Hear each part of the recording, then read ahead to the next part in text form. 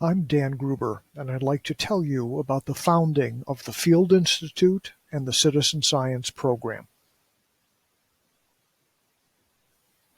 The original conception for the Field Institute was focused on ecotourism as a fundraising source for the Conservancy. At the time, the Conservancy lacked the capacity to consider this, and in any case, the organization's primary focus was advocacy.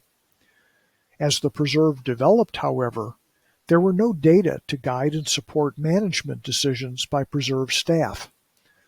This led to challenges in dealing with anecdotal reports. For example, there were claims made to preserve staff and even city council that trails use was decimating the preserve's deer population, and concerns were expressed that quotas might be needed to avoid loving the preserve to death as visitation grew. In the absence of any data about, in these cases, the actual deer population and the actual impact of visitation, it was hard for staff to address such concerns. At the same time, stewards were demonstrating that we could do credible field research with good guidance, training, and leadership.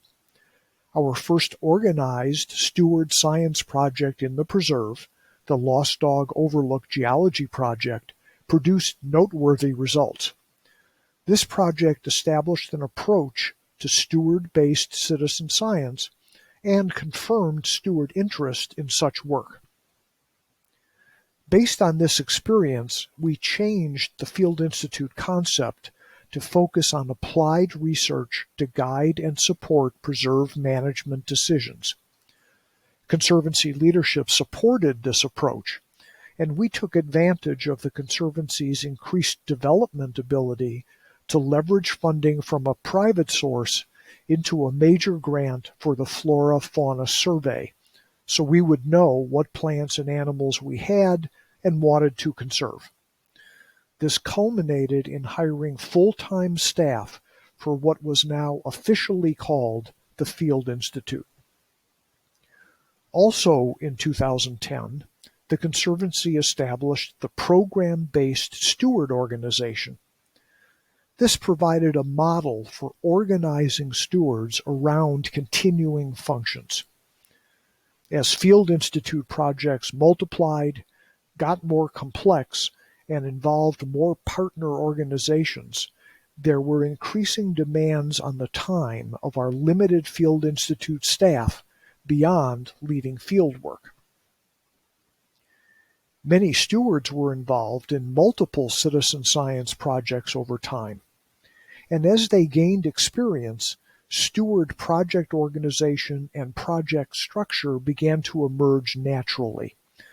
This clearly was beneficial in leveraging the time of Field Institute staff and the scientists who led some of the research.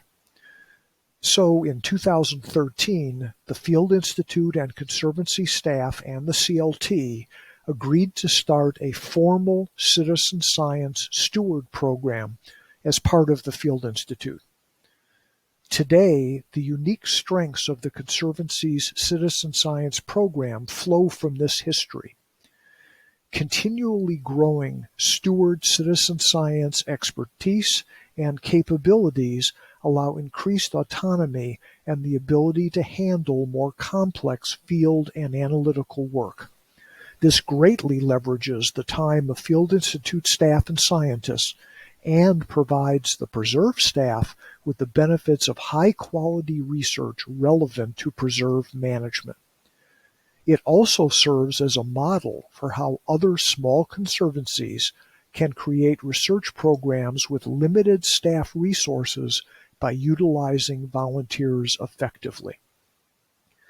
With what is now the Parsons Field Institute, we have created the most robust research center of any small conservancy in the region, made possible by one of the largest and most capable citizen science programs around.